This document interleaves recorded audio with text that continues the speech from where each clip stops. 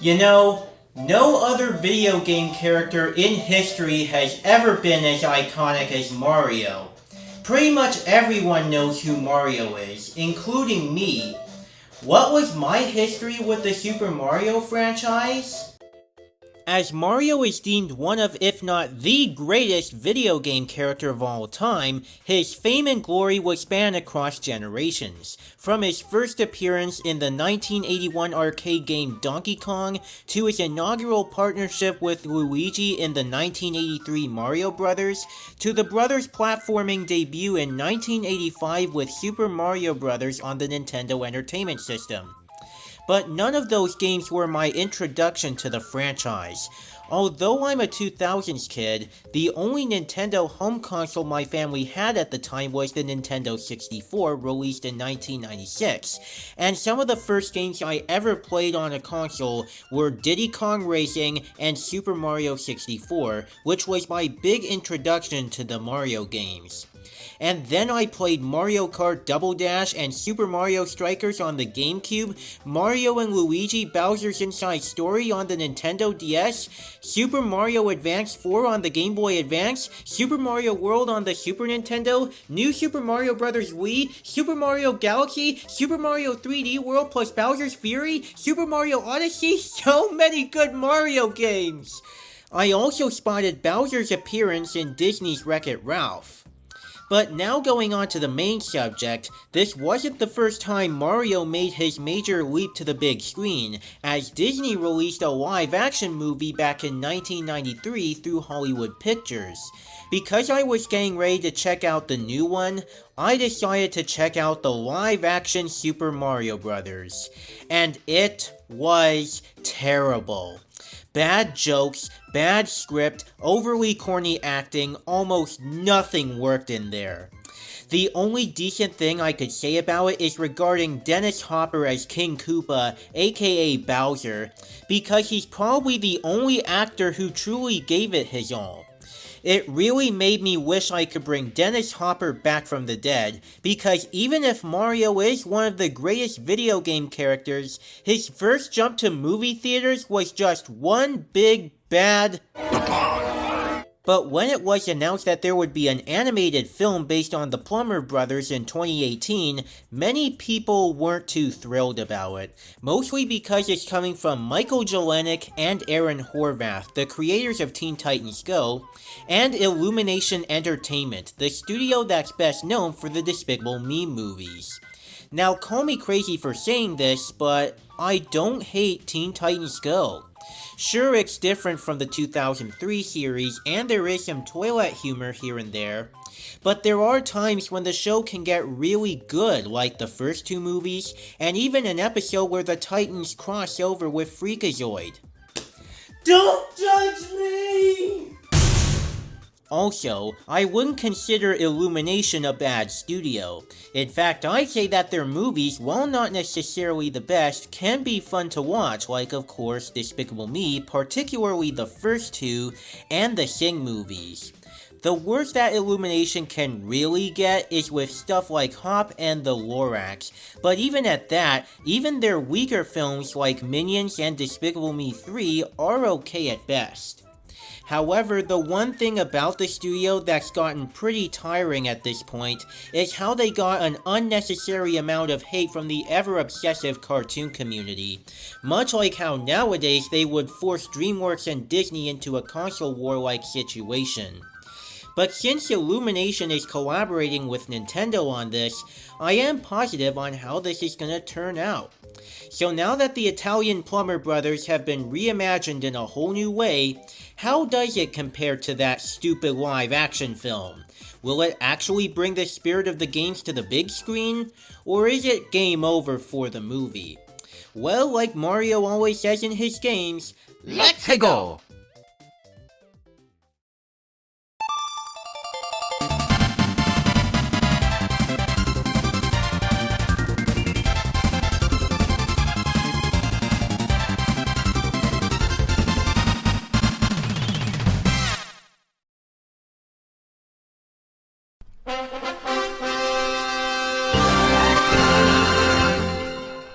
Bowser, the evil king of the Koopas, has succeeded in stealing the superstar from the Snow Kingdom, while Brooklyn Italian brothers Mario and Luigi have just landed jobs as plumbers, forming Super Mario Bros. Plumbing.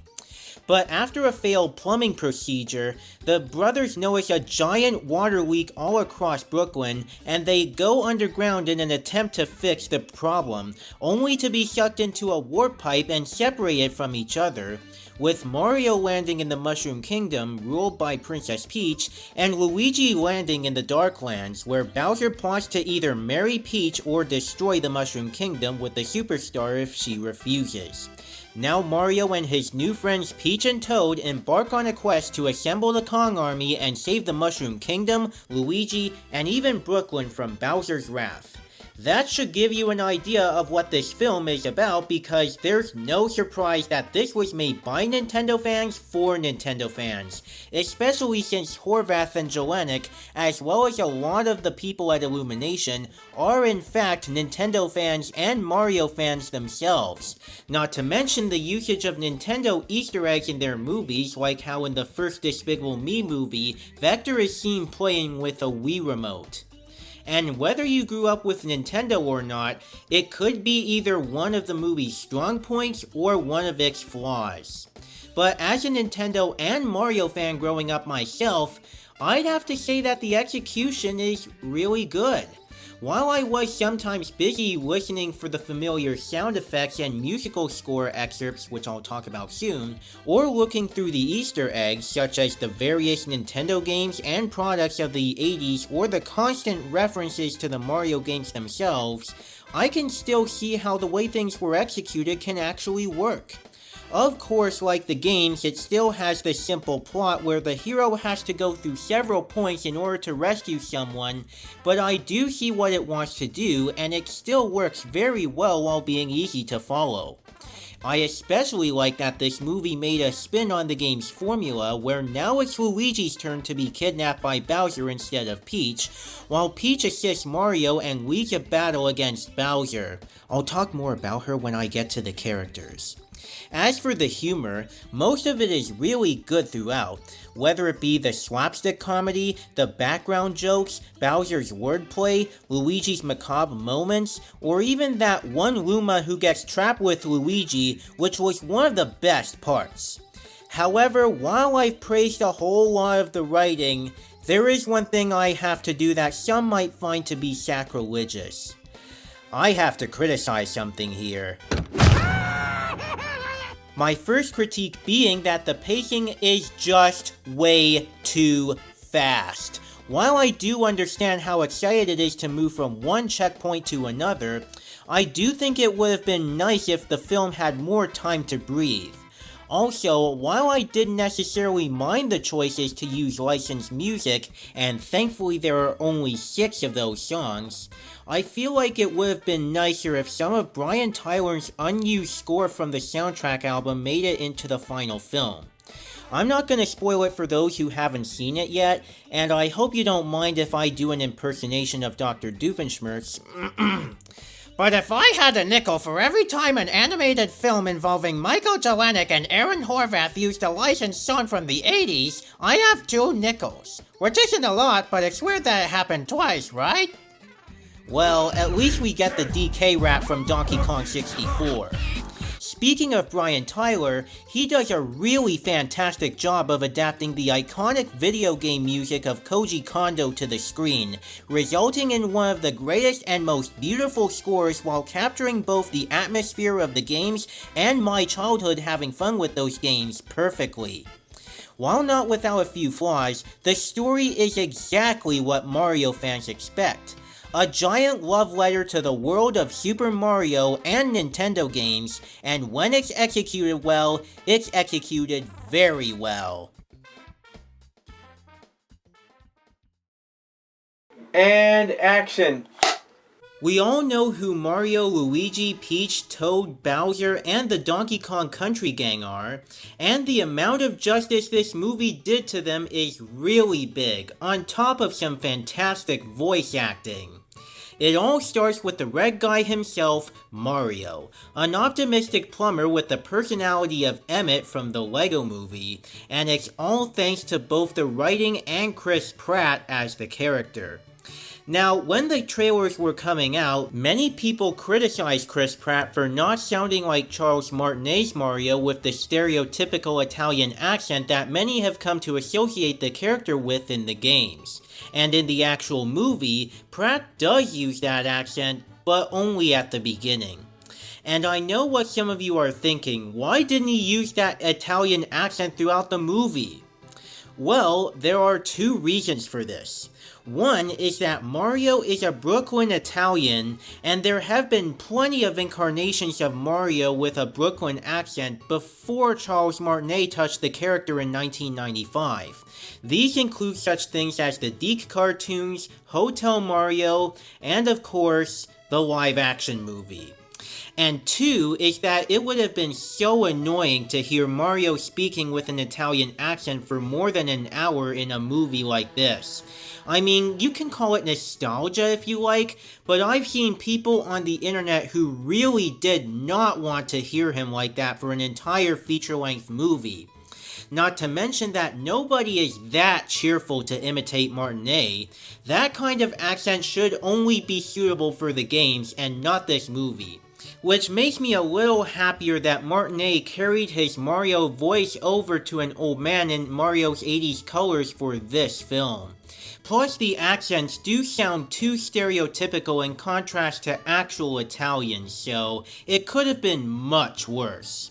Anyways, Chris Pratt does a really nice job emphasizing the optimism in Mario while throwing in some hints of both Emmett and Barley Lightfoot from Onward, and Mario himself is a hero that you can easily root for throughout the movie. Next comes his brother Luigi, who has a sense of cowardliness to him when he gets lost in the Darklands with Bowser. Not only does Charlie Day succeed in capturing that emotion, but even with his not-so-brave personality, he is still a very likable character and I can easily feel sympathy for him. Even Toad has plenty of funny moments as a comic relief thanks to the great performance of Keegan-Michael Key, and Kamek, the Magic Koopa assistant of Bowser, offers some comedic moments as well with the great Kevin Michael Richardson. As for Princess Peach, I would have to say that this movie's version of her is possibly the best Peach I've ever seen, leaning more toward her adventurous and determined side as depicted in such media as Super Mario Bros. 2, the comic strip, 3D World, even the Super Smash Bros. Games, rather than just being the damsel in distress like she normally is. Come at me all you want, anti-woke sexists.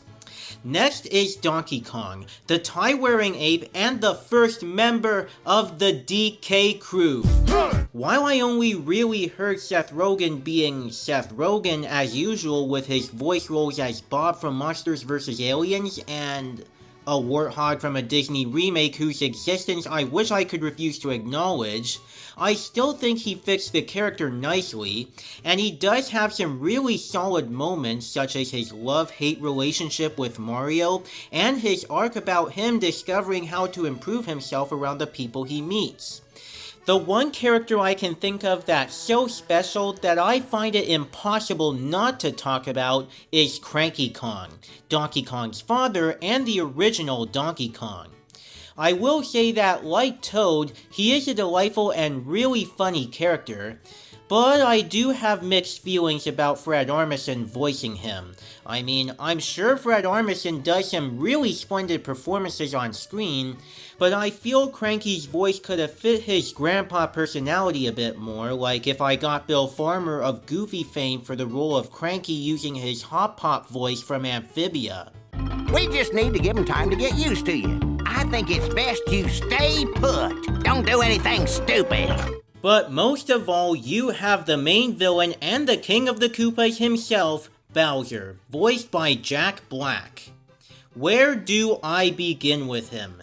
It is just perfect.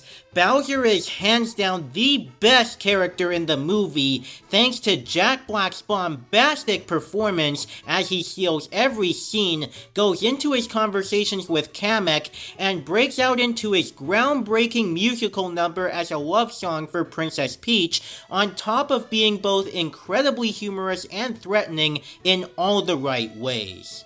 Whether they're a plumber from Brooklyn, a mushroom person, an anthropomorphic ape, or a talking turtle, every single character pays an excellent homage to the characters that many gamers and Nintendo fans have grown to love.